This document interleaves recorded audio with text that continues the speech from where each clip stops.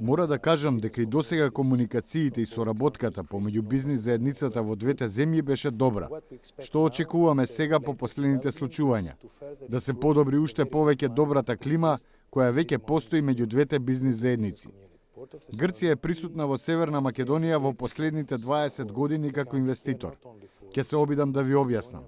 Грчките компании инвестираат директно или индиректно тука повеќе од 1 билион евра. Тоа е импресивно. Грција е присутна во сите сектори во бизнис животот на земјата. Енергијата, банкарството, храна и пијалоци.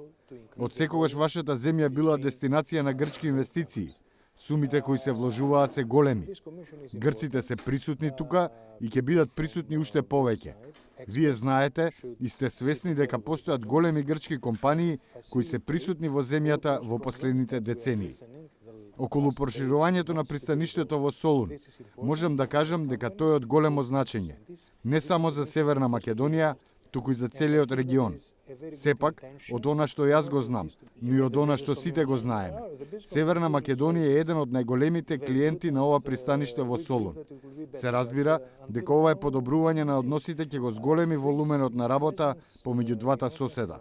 Она што исто така мора да кажам е дека Комисијата за трговски марки, која ќе се формира овој мај, е многу важна.